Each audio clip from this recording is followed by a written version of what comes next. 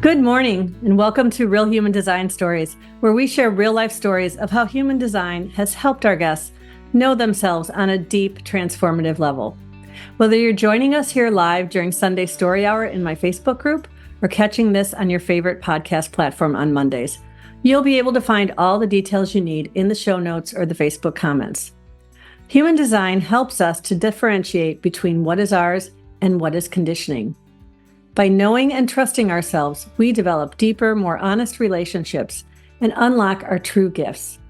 I'm Kathy Bashanko, and my guest this week is Nova Om, a 1-3 emotional manifestor, our right angle cross of consciousness 1. And I met Nova, let's see, what was it, 2 years ago now? I met her in Asheville, North Carolina, at an immersion that Marianne Winninger did. And it was really a fun and great experience and a little bit like disruptive at the same time. I know for me, but I know I don't want to speak for Nova. But anyway, this is Nova. I'd like to welcome you and love for you to just jump right in and start telling people your amazing 11-year story of how you found human design and what it has meant for you. So welcome. I love that. Thank you so much, Kathy. I'm so grateful to be here and grateful to get to connect with you again. Immersion was actually a big part of my journey, so I'm excited to be here and connect with you and get to share more about it. So let's see. Human design found me through a person who'd been in human design for a few years, and he was observing me and my friend, and he was like, I think you're an emotional manifestor, and I think you're, my friend, are an emotional generator. And I was like, I don't know what you're talking about. And he's like, do you know about human design? And I was like, no. And he said, do you know your birth information? And I happened to be really into astrology and knew both of our birth information. And he ran our charts. And sure enough, I was an emotional manifestor and she was an emotional generator. And I was super intrigued to learn more about human design. You know, he ran my kids' charts and he was telling me all this information about, how we operate and these things that just rang so true for me. And years later, when I thought back to it, I thought, there has to have been some truth to this system for him to be able to notice and peg me as a manifestor. I remember asking him, like, how did you know that I was a manifestor? And he's like, I don't know. It was just something about the way that you were speaking, what you talked about, et cetera. And so it was just, it was really interesting to have that experience and go, wow, there must be some truth to this, which is a big deal because my son is in gate 63, which is the gate of doubt. And I'm typically incredibly critical about things. And it takes a long time for me to build some trust with them. So it was an interesting experience. I spent about a year really reflecting on what he'd shared with me. I did some research right off the bat. I thought, I'm going to research this whole topic. I'm going to dive in. I'm going to learn everything in a week, like I do with all the other systems. And then I'm just going to go about life. Right. Yeah, exactly. I'm just going to, learn everything in a week and, move on in life and, integrate it and experiment with it and whatever. And I have an undefined root and it just kept driving me to keep going and going. And all of a sudden I was just like, whoa, there is so much here. This is huge. This is way bigger than I can learn right now. I'm going to, take a break and integrate what I've learned so far. My kids and I were living on the road at the time. We took off and we're traveling, and it was like every day I was thinking about the things that he'd said and thinking about being a manifestor and making an impact and, all these things that he talked about, my undefined root and my kids all having defined roots and, the pressure, noticing the pressure and just, all the things. Right.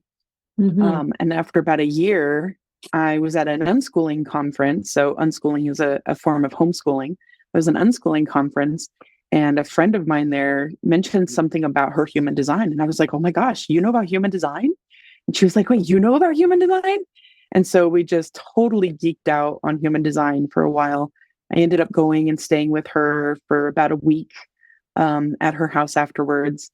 And I was introduced to a dear friend of hers, Jamie, who became a dear friend of mine. And we just, oh my gosh, we just geeked out on human design for a very long time. Jamie showed me the human design app. I was able to get it for $5.99, I think, for a lifetime subscription. So I know everybody else has to pay monthly subscriptions, but I got grandfathered in, 10 years Wow. ago when it was $5.99. But yes, it was incredible. So Jamie actually is a mother to two of Dewan Cornish's children, and that's how she learned about human design. So I dived back into human design through Dewan Cornish and his lineage, essentially, the people that learned through him, and he became sort of my go-to for information. And Your mentor, a couple maybe? years, Is that yeah, yeah. essentially. And I'm so familiar a with couple years. I'm sorry, I'm interrupting Oh you, yeah, Manifestor. I know. Go. But I'm familiar with his name, but I'm trying to remember what his type is. Do you remember? Yeah, he's a 6'3". Yeah, But he's a six what three emotional generator. generator? Okay, I was Yeah. just I curious. just have to check in with myself whether it's a 6'3" or a 3'6". But yeah, no, he definitely a 6'3", Yeah. emotional generator. Yeah. And he's been in his experiment for, I think, 15 years or something at this point.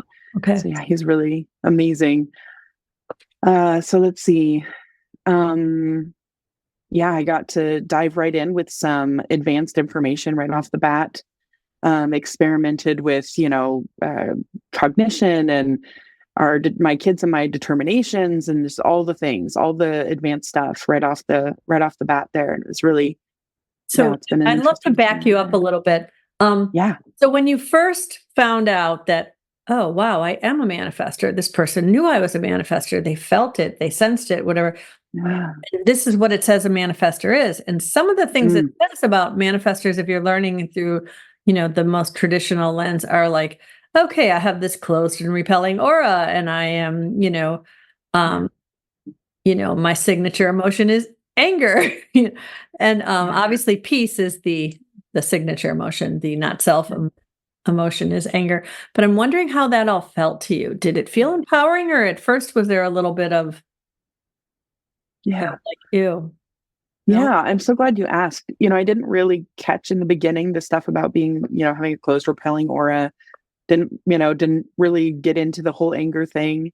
I mostly was just so impressed with what it said about manifestors being able to do things and, make things happen. And I remember being like, what? That's who I am.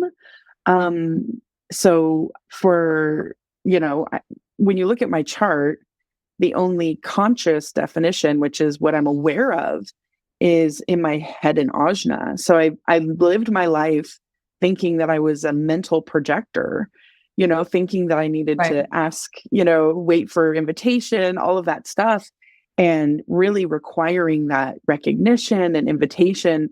But then I had this manifestor body. My unconscious has the full channel unconscious emotional manifestor. And so, when I talked to my friends and was like, what? It says that I'm this thing.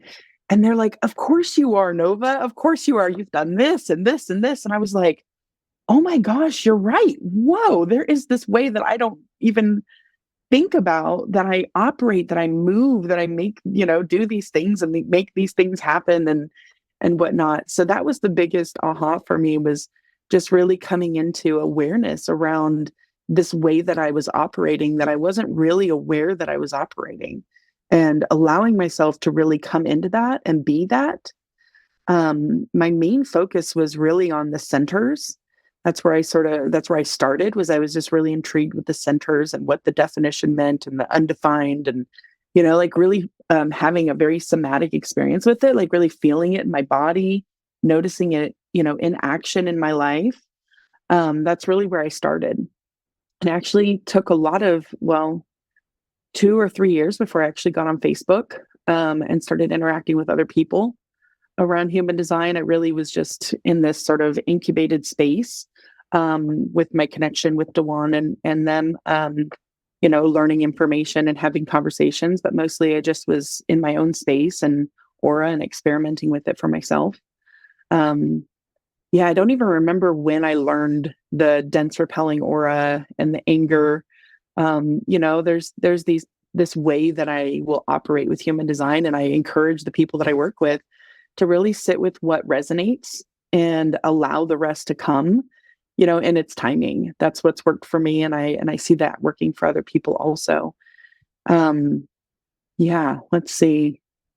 Yeah, that feels like what's coming through me to share about Yeah. that. And I'm open to any more questions or clarifying questions or anything So, like that. you Yeah. know, I don't know if you know, I know I talked about it before, but I don't know if you recall that I have a manifestor daughter. She's 23 years old and she's splenic manifestor. And I remember she was about 16 when I first found human design, and about 19, 18, almost 19 when I really got deep into it. And I remember always filtering out that language. I could not tell her because, you know, she, like you, also has an open identity center. And so there was an open idea. And I think this is interesting. This is something I'm personally very interested in your feelings on.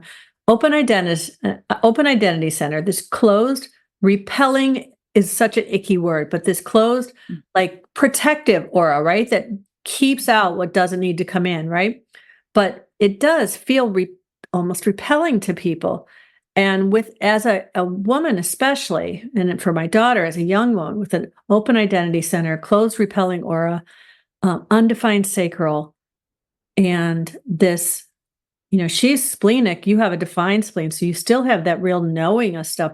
And that 2644 channel that you and she both have, I have that channel also. We really sense and feel what people feel about us and feel in general in a deep way. She adds to that having an open solar plexus. So she's super empathic in that way. And it's hard energy to navigate as a woman, right? When you don't know what to do with it. And I'm just wondering how all of this has helped you, because obviously where we're open is where we're here to become wise. So how knowing all this about yourself has helped you to become wise about who you are with that open, undefined identity center. Mm-hmm. Take a moment and feel into that and see what comes up through me to share. I mean, the biggest thing that's coming up right now is just, yeah, what a challenge having the undefined G has been for me. You know, just very in the not self of, um, you know, well, seeking love, like that's a whole other journey, but just in and of myself, you know, always grasping to figure out what direction, you know, to go in life, and trying to clamp down and attach to certain, you know, directions and whatnot. And you know, before I found human design, I'd already learned to kind of curate the people around me so that I could be the person that I felt like I was here to be. So that was interesting. And when I found human design, I was living on the road in this way that that I called free range. And so we would wake up in the morning and we'd be like, what do we want to do today? Where do we want to go? You know, and sometimes it would lead us to exploring nature in the area we were at. Sometimes we'd gather with local unschooling community at like a park day or something, or hang out at the library. Sometimes it was like, ooh, I've got a hankering for another part of the country. So we'd like take off, you know, and every day it was this like very open, you know, experience. And I feel like that really helped my experience with my undefined G. Not only being able to feel who I was and how I was different in different areas, but being able to honor that flow and that movement really gave me information about what it feels like to trust you know, the flow of life, right? Yeah, so that was really helpful. As far as being a manifester with this dense repelling aura and navigating all of it, you know, our aura definitely is, you know, protective, and has definitely helped me, you know, navigate situations, and probably deterred people that weren't correct for me. And I appreciate that. There's also been ways with my aura where I would find myself kind of overcompensating for it. You know, I'd feel the repelling, and I'd try to like, you know, oh, but I need to be close to this person. I should be close. I want to be close. And so I'd try to like overcompensate for it. So that was an interesting experience while, you know, whilst navigating life. But Well, yeah, with that 2644, that's often called the channel of the salesman, you know, we can really try to convince people, right, of things, yeah, even when yeah, they're not good for us, right? It's not the right right. thing. We can And so it's interesting to think about that whole thing. And you've mentioned a few times of stuff about relationships and navigating that in relationship. I'm wondering what that has um, been to know that about yourself. Yeah. So the biggest relationship that I want to talk about is my tribe. I have the channel of community, and again that 4426. I've always been really blessed with community. Now most of my design is unconscious, or I have channels that are half and half. Mhm. So there's a lot happening that I'm not aware of, that I don't have control over. And so there were ways that I would hear Raw talk about, being a manifester, that I just was like, what? I'm supposed to be that? I don't feel like that. I feel a little different. And so it's been really, yeah, finding those nuances of those ways that I operate as myself, as a manifester that's, often sweet and gushy and, all of these, Right. yummy things, right? But trusting that my aura, allowing my aura to repel people and allowing myself to trust that.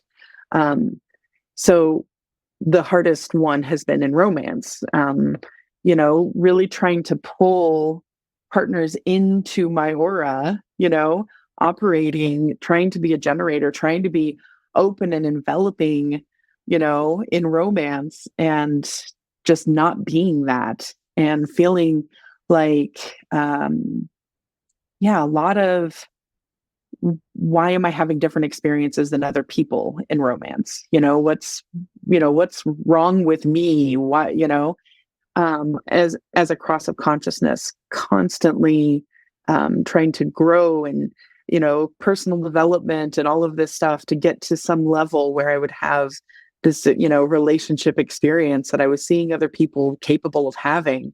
Mhm. And then, finally, really coming into this understanding that as a manifester, my relationships just are different, in romance and friendship and community and everything. My role and the nuances of the relationship itself are just going to be different. Having to do some really deep grieving and releasing around, those things that I wanted to be, right? The conditioning of who I was trying to be, and realizing that that wasn't what Yeah, it was, and instead really coming into what is, and just having a grand time with what is.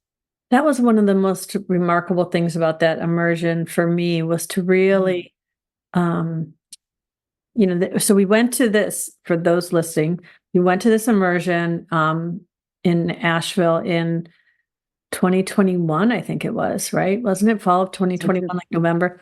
And Marion Winiger was the one um, orchestrating the whole thing.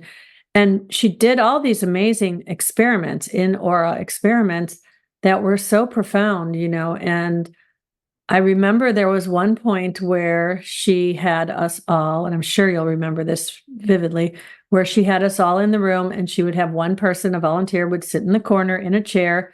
And weren't you the first one to do it? I think you were the first Probably. one in the chair. And she would just have us sit there with our eyes closed and just say, nod when we were ready. And she would choose someone that we wouldn't know who it was. And they would start from the opposite corner of the room and they would just slowly start walking towards you. And when you felt that you wanted the person to stop, you would just sit there and feel their presence. And as you started to notice if something started to feel uncomfortable or if you whatever, you would put your hands up to stop them. And it was really interesting to watch the dynamic of and to realize that it wasn't personal because they had no idea.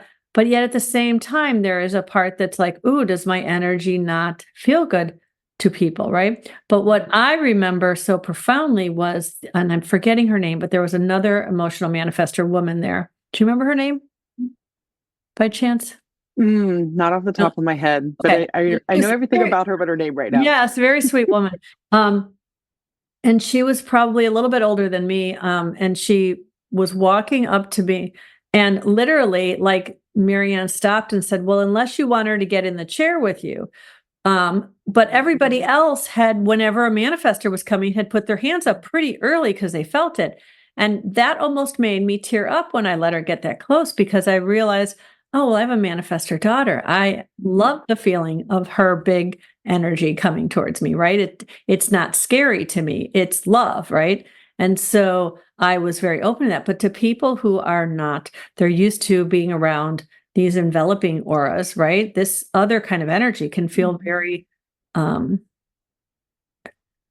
don't know, overpowering, scary. But I know Adrienne Roach has a really great way she explains it. And she says, when a manifestor is at peace, their aura becomes magnetic instead of repelling. And I'm wondering how you feel about that. Yeah. Well, first of all, as you were sharing that, there was just, I actually teared up a little bit. That's something that I found, is that people who are close with manifestors, people that had manifestor mothers, like there's a way that I feel somatically just really easy with them. I can feel that they can experience me in a way that's enjoyable and easy, and very like at home sort of feeling. One of the biggest things that I learned through that experiment at immersion was that my aura feels like, those where you can go in like that tube type thing. It's like a big, you know, bubble air, plastic bubble thing, and you can and people like bump into each other, right? Oh, yeah, yeah. Right. So it's like those things. And for me, it was like I could feel how when people were getting close, they weren't getting into me. They were bumping my aura, and I could feel my aura pushing into me.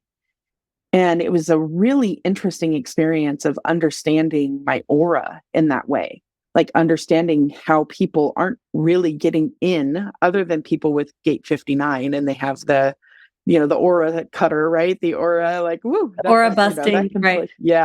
can really slice in there. And actually, most of my romantic history was with people with the 59. And I do have the hanging six. So, there is that electromagnetic connection. But I feel like I was drawn toward people with that 59 because it was the only experience I could have where it felt like people were actually getting in and touching me. 59 Right. So is it's my like, design sun. oh, okay. Yeah. And Yeah. actually, I have it 3 times in my design side. Wow. Yeah. Yeah. The 59 is, yeah, it's really potent.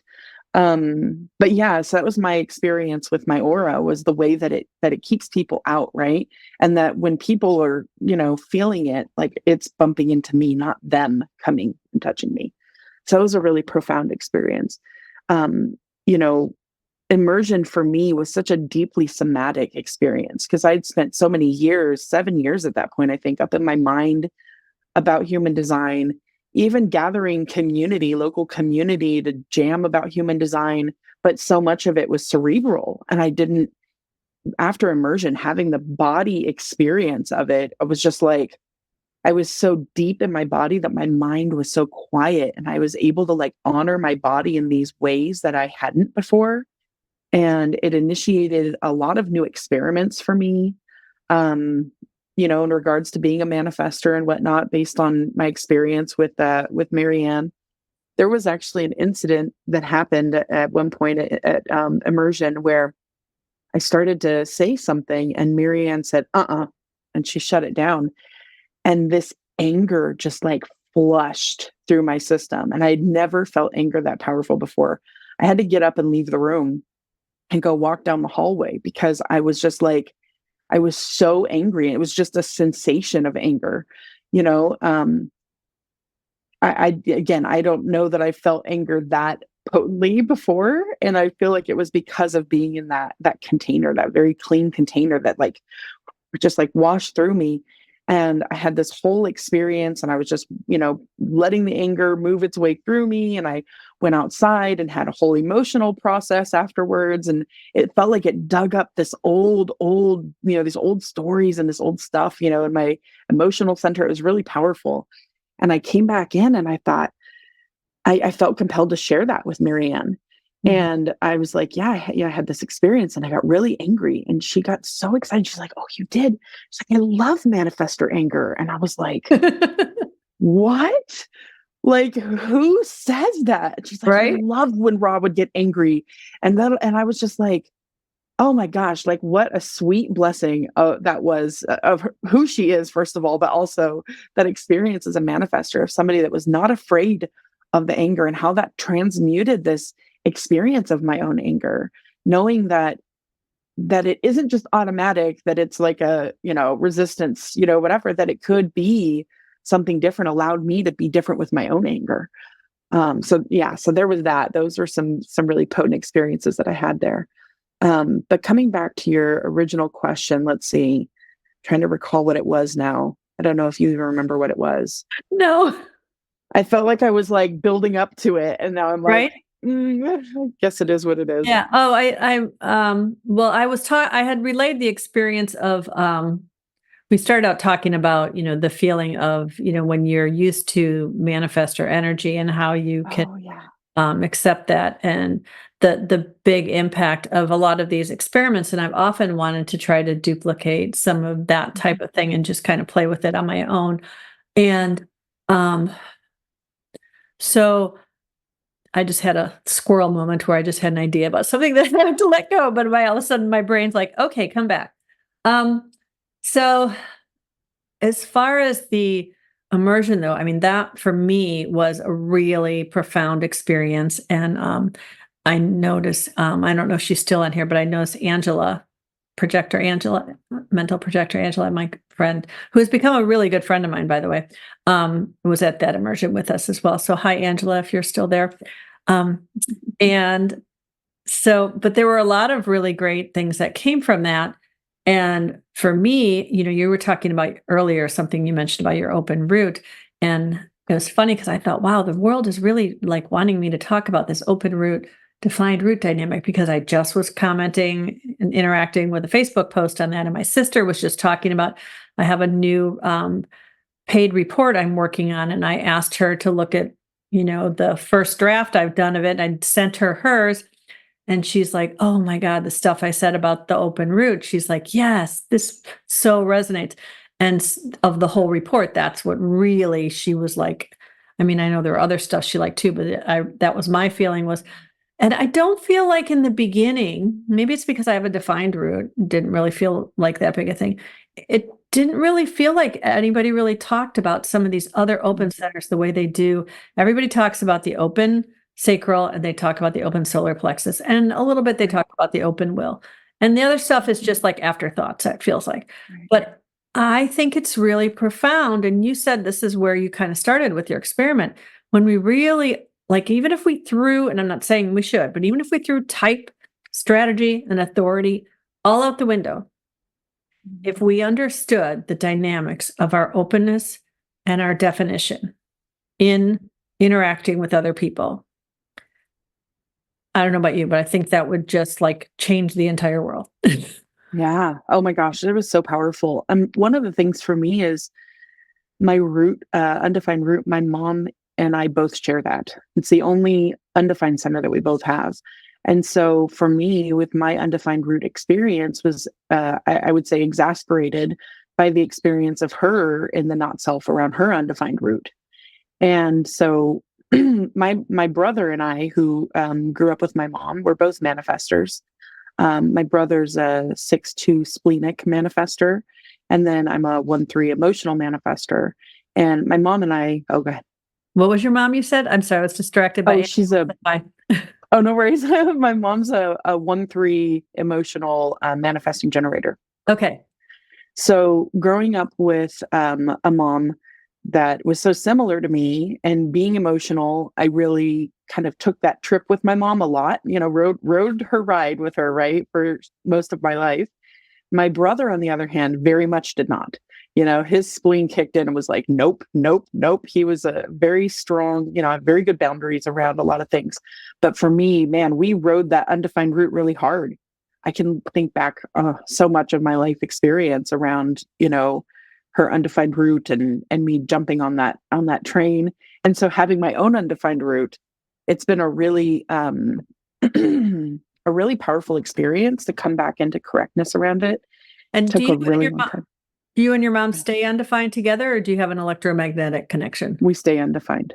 Okay. Yeah. So a lot of adrenaline in that relationship. Yeah, Highly definitely. sexualized relationship. Yeah. Interesting. Yeah. Yeah. Your brother has the defined route through He's the actually, spleen, obviously, if he's not he has, he's not yeah, sleeping. no, he actually is undefined in the root, but he has Oh, the ego is his motor. So yeah, so he's got the ego and the spleen connected up to the throat, and I can't remember oh, what so channel all it three is, of but you are undefined root. It was just that he has the yeah, solar plexus open, so it impacts that. yeah. So yeah, that's really interesting. Angela had asked when she in her comment here, she said, Hola, loving this. No, Nova, how did your relationship to that hankering you mentioned earlier change after you thinking you were a mental projector to your true nature? Yeah. Well, what I found actually is that that's a luscious question. I love that one. What I found is that with my definition in my chart, that it lends sort of a what I would say is like my counsel when it comes to my authority, right? Like my emotional authority is the queen, right? And all these other centers, I have a defined ego, a defined spleen, I have mental projector definition. All of these pieces have to play their part. And so for me, with my conscious head ajna definition, right? Very much having to sort of soundboard to kind of Mhm. get clarity, mental clarity, because I do well with mental clarity, especially when it's on board with, the rest of my system and, my spleen and my ego, all of these pieces coming together. And then once there's clarity, my emotional, or sometimes it will be that I'll get emotional clarity and then that lends to the mental clarity. But I've kind of had to learn how to experience them in tandem, if that makes sense. Yeah, because you're Um, single definition, so everything talks to yeah. each other. So for those of you, I do have Nova's chart in the Facebook event in the discussion section, but if I'm looking at it now, so Nova has the head connected to the ajna through the 6447, which actually is the same channel as Angela's mental projector channel.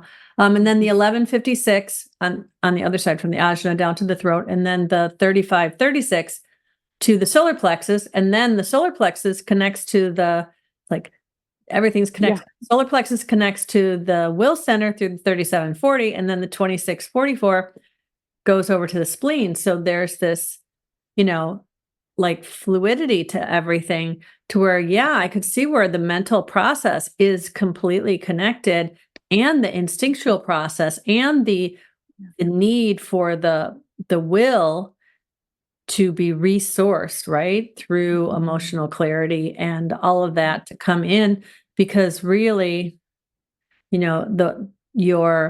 your will is in tandem with your emotional solar plexus to become that man. So even though the manifesting channel is pure manifesting to the throat through the emotional solar plexus, you can't separate anything. They're always connected. They're working together. And that's one of the things that I have really it's probably only in the last couple of years really understood how when we oversimplify stuff, we lose the nuance of who we really are. Like to just say that you're an emotion, like, somebody might ask, so what's your manifesting channel? And then try to think they know who you are because they know you're an emotional manifester with the 3536. So they think that 3536 is always here to have these emotional experiences. And they think that they understands you because of it. And I just threw a lot of numbers out, and I try not to do that without explaining them all, but that would have been a lot to explain. But if you're looking at a chart, you could follow along. And that was my purpose in throwing all those numbers out there, because I do like to keep these conversations accessible for people who are like, I ran my chart yesterday and I found this podcast, and oh, she's a manifestor and I'm a manifestor. And, it can be easy to be like blown away. And the thing I would say, and then ask you to respond to, I guess not respond since you're not, to inform how you feel about is this idea of really understanding your energy as an entire concept rather than just a box, right? Yeah. Yeah. I mean, when we're talking about the body graph, right? We're talking about all energy aiming for the throat to be expressed. So I've got the head and ajna bringing energy down, information down, right? Mental information to be spoken. And then in my body, there's this very somatic experience. Most of it, all of my centers from my throat down are unconscious. So they have the red channels that activate them, and they don't have black channels that activate them, right? So it's all unconscious. It's very somatic. So I have, it's really about being sensitive to the sensations happening in my body and feeling where there's some tension or some activity happening in my body, and oftentimes speaking to move emotional, nervousness or whatever when the time is right. But having, the being able to speak from the emotions and speaking from the head and ajna are two very different experiences for me. So noticing where I'm speaking from and allowing, like when I speak from my body, I have no idea what's going to come out because it's unconscious. But it's like I open my mouth, and typically it's like my mind will have like an entry point, like one thing, like I feel clear that this is the thing to say. And I start with that. And then the body just kind of takes over and says all kinds of things. So finding that way to kind of work in tandem with these different, I don't know, definitions, these different, groupings of definition in my body has been key for me. And it's like I use a lot of analogies. I have the channel of the storyteller that does that. But like a formula, and like each ingredient and the ways that they work together, right?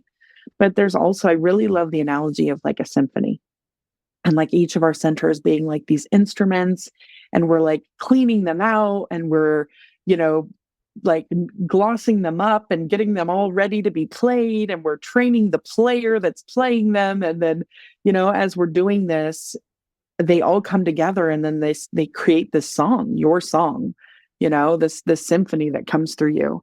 And so it's been a long journey of, I'm a very foundational being. I have 9 first lines in my chart, and the first line is like the researcher and the, foundations and wanting to get down to the bottom of things. And so I've done a lot of like deep work with the, like getting clear and all of those nuances so that my symphony plays really beautifully as itself. Yeah. And there's a lot of fear in the first line too that needs to be addressed, Mm. right? So getting into the security level of each thing. So, it's interesting. I'm sitting here trying to really stay present, but you have this beautiful defined head and ajna connected to the throat. And I have a completely open ajna and Mm. just, the hanging gate 64. And I'm getting so much inspiration that I'm think like about things that have nothing to do with our conversation that just are coming through. And I'm like, and I think that's really important to realize that, as much as the head and ajna drops down into connects through to your throat and all this stuff, it also goes outward, right? Mhm. So your energy, Yeah. your thoughts, your energy, your feelings, your inspiration is going out to the world at the same time and connecting with people. And so the importance of when somebody has a defined head and ajna, really having high vibration energy feels really profound.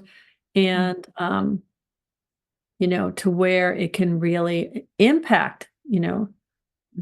the world around. And I'm wondering how how you experience that energy going outward. Yeah.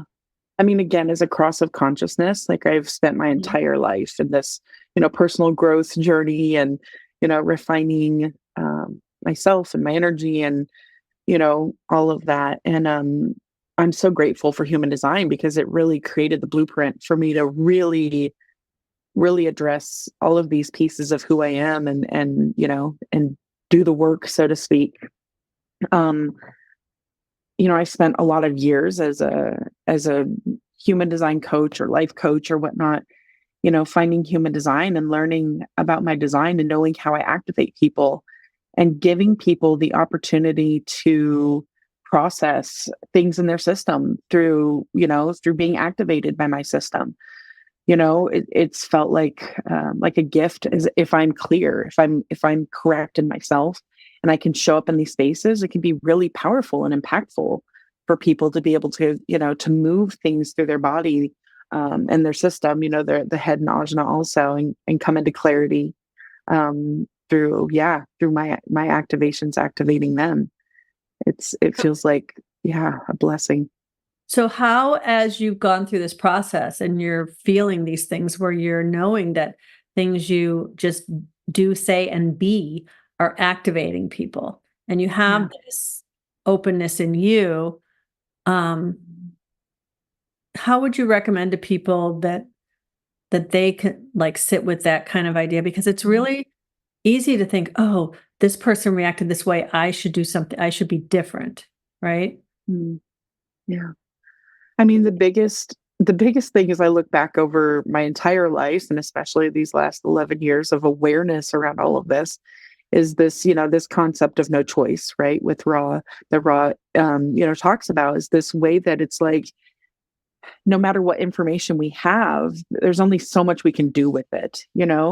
Like the grace that I was able to give myself, knowing that, like, I couldn't have done things differently than I did when I did them. And I'm also a third line, body that has to have the physical experiences to learn something. I can't mentally try to learn something. Like, that doesn't work for me. I have to do the things incorrectly, the mistakes, right? I have to do those things to, like, come into that clarity. And so giving myself, like, I would go into experiments being like, my mind knows this is not what is ultimately good for me, but I keep feeling my body drawn to it. So I'm just going to give it to myself and get it over with. Coming back to the earlier conversation around romance, like, I was drawn to such toxic relationship patterns, and I would try to resist them and end up in some weird, crazy experience with it all. And finally I was like, okay, body, you want to do this? Let's do this. Like, Mhm. just like fully loving my system, and not in like a, I don't know, some kind of weird way, but just being like, okay, let's do this. Let's learn. I'd had this pattern for, 10, 12 years in romance. And finally I gave my body permission to fully go in on it. And that was the last time I ever did it.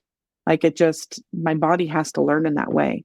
And so Mm. giving myself that space to have those experiences, there's only so much I could have done to, like, get myself to where I am. Like, it wasn't like, I mean, there was a sense of intentionally moving in these directions, but really I didn't have a choice about the ways that I learned and grew over the course of my life and got to where I am. It's the path that I was on, and what presented itself, and what moved through me, and how what moved through me did the things to get me to where I am.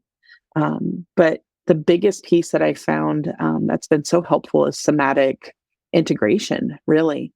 We spend so much time, and this is what immersion, one of the biggest things that I walked away from our immersion with, was this understanding that we spend so much time in our mind trying to make sense of this information. But when we can bring it down into our body and have a body experience with it, that's where we get to experience the truths for us.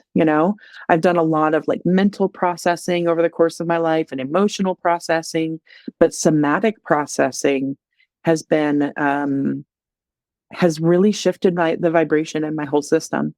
It's given me a way of being able to be in my body and in my design, and in these maybe uncomfortable moments with the undefined, or undefined centers, that, the not self themes, like being able to, um, not go down the paths that I have.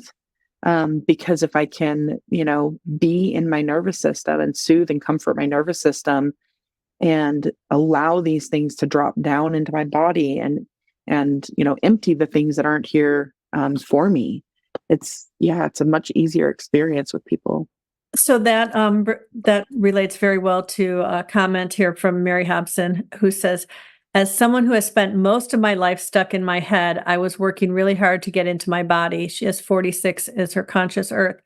"Meditation just doesn't work for me, and I'm Mhm. struggling to find a way into my body. What types of things can you recommend for that?" And that Mhm. feels like what we're talking about. And I know, Mhm. I first want to say, I feel like I need to give a disclaimer because I have come out and said I am not a big believer in the way that no choice is taught.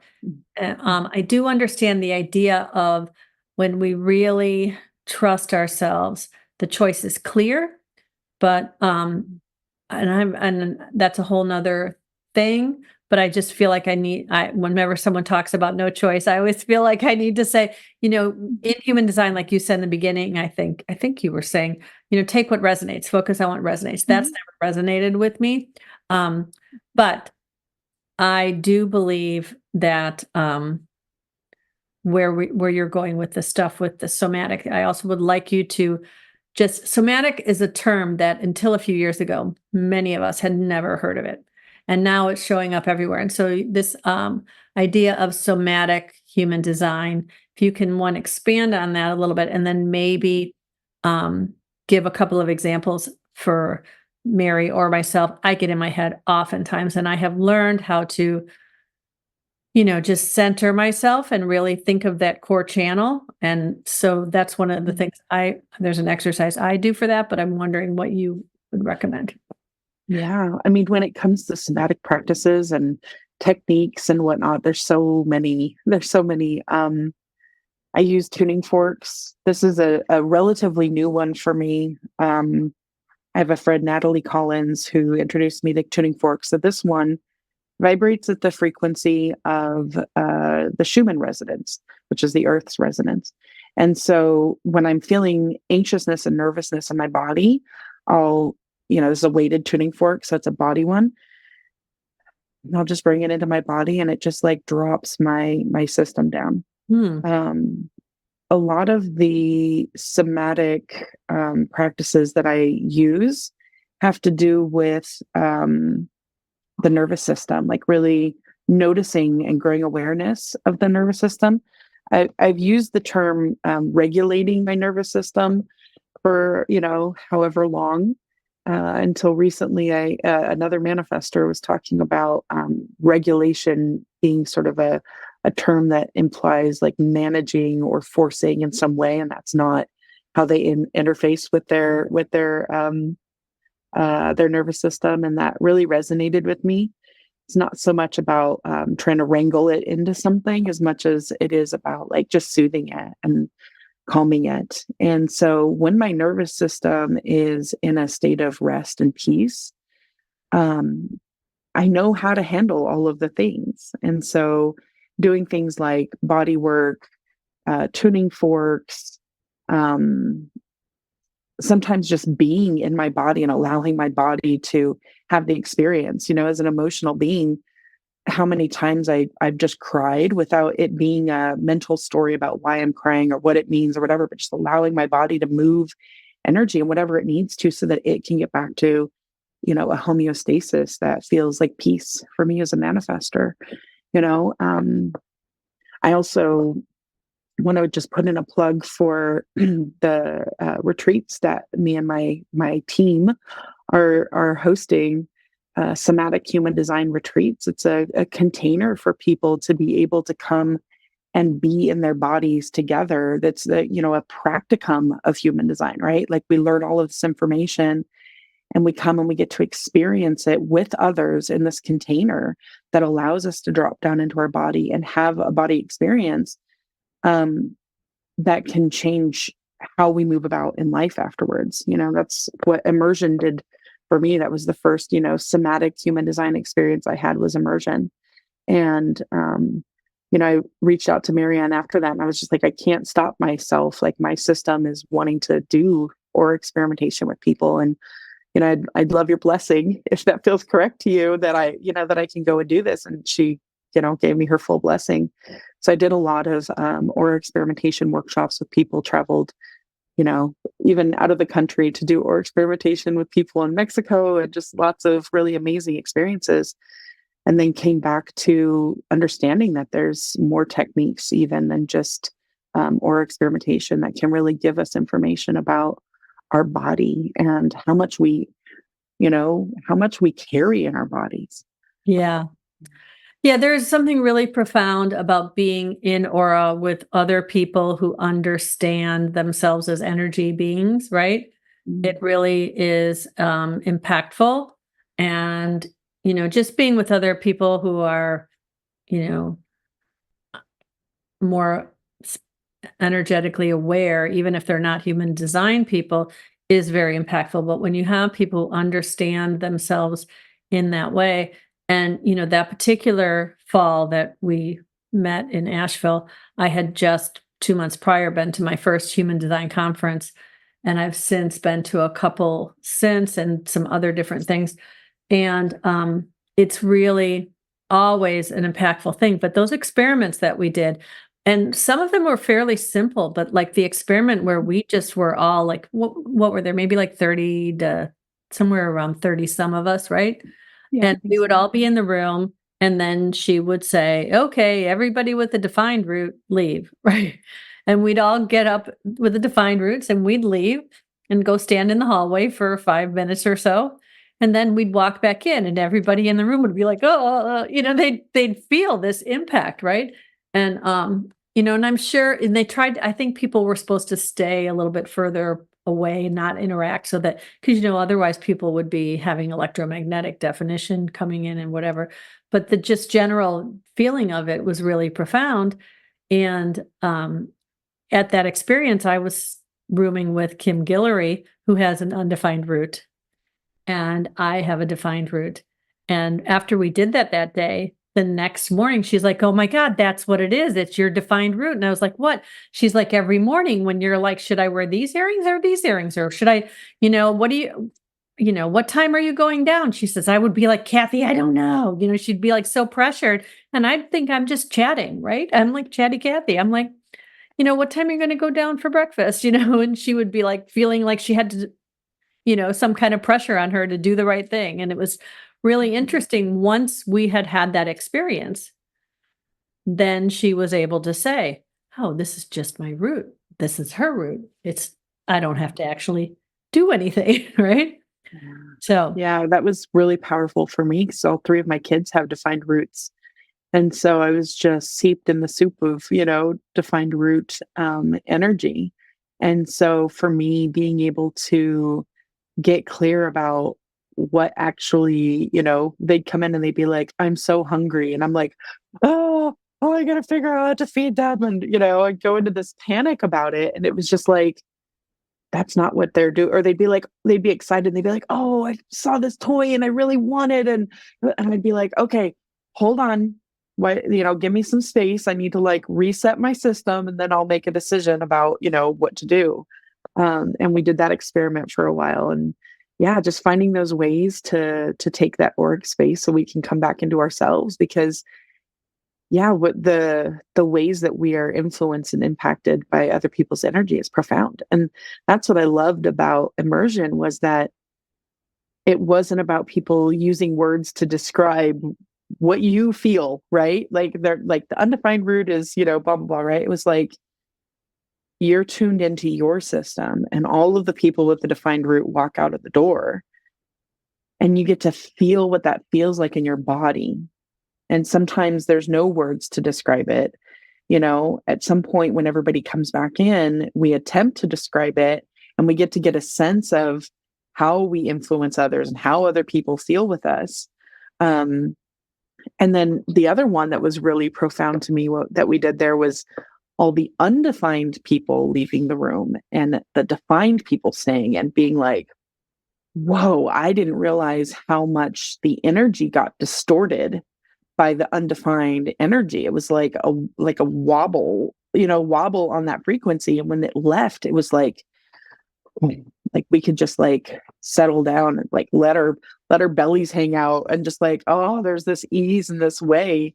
That was really unexpected. But it's like these body experiences, these body truths that we get to have through these experiences. And so, yeah, coming back again, there was another piece that came up for me around like somatic practices or techniques. mhm. Another one for me is inner child work and parts work, internal family systems. And I have sort of a human design spin on that, where I kind of feel into like my centers and each of them having their own kind of role to play in different things, and just, having these conversations with my body, having conversations with what's alive and what's coming up, and listening to everybody and acting consensually with my own body. These Yeah. things are really profound.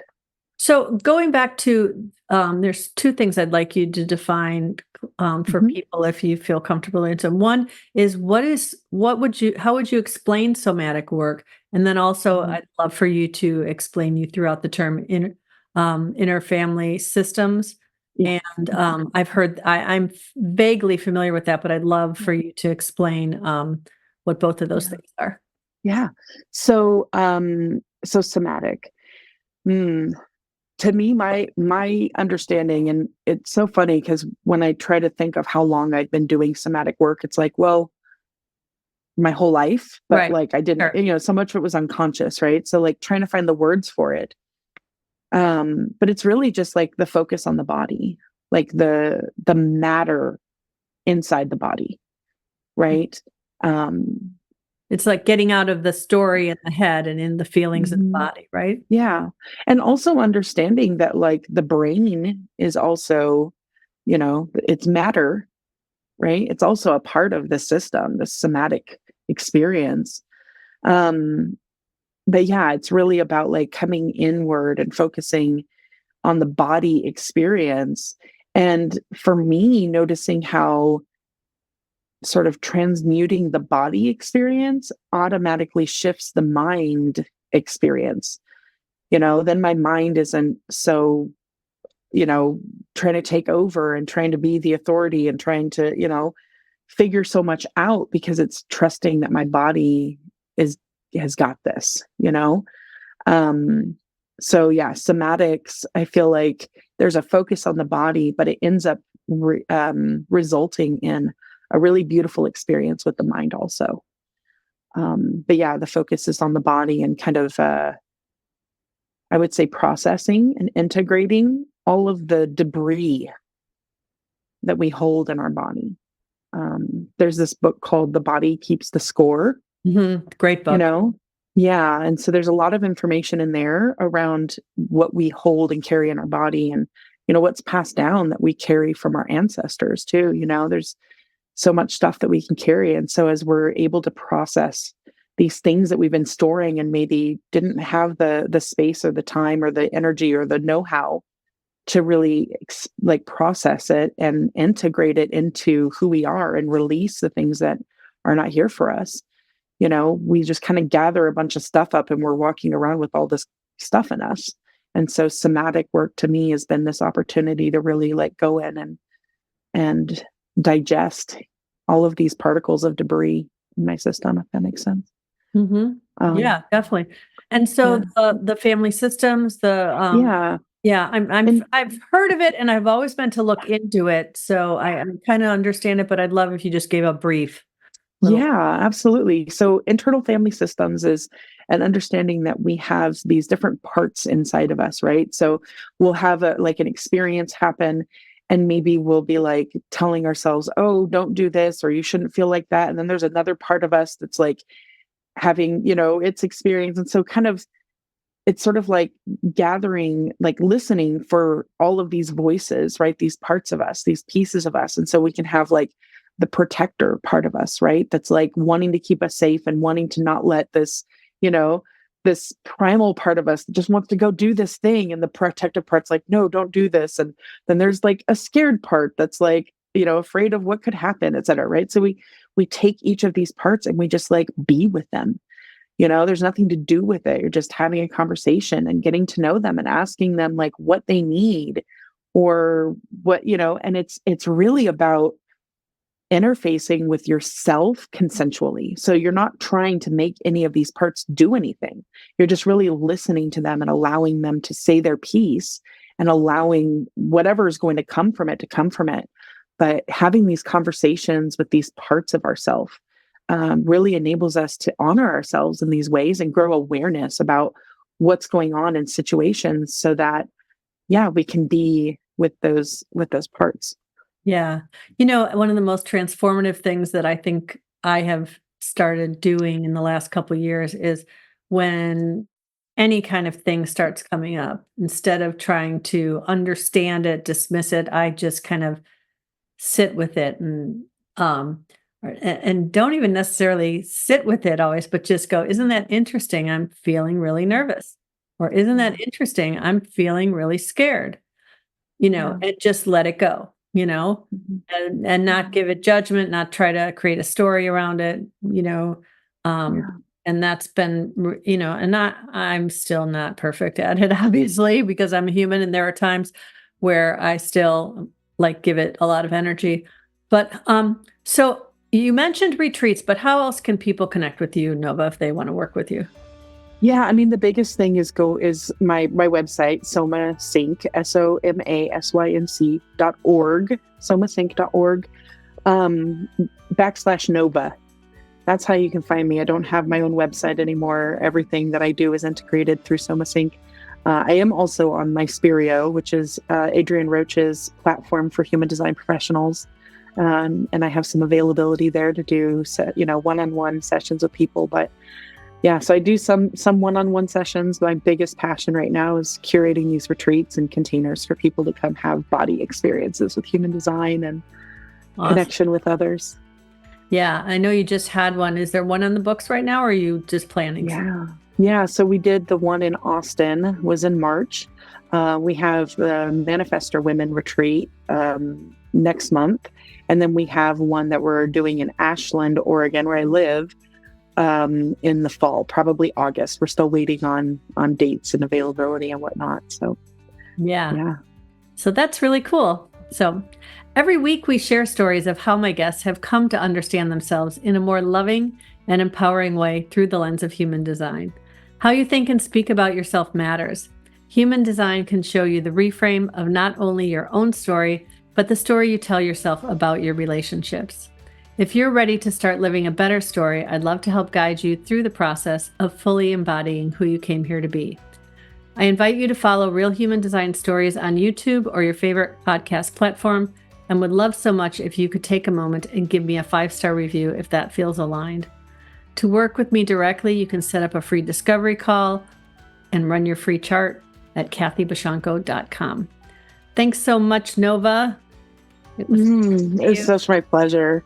I'm so grateful to be here. And just, I want to inform if anybody wants to reach out to me and, chat or ask questions or anything. I love that. I'm here for it. Awesome. Peace out, everybody.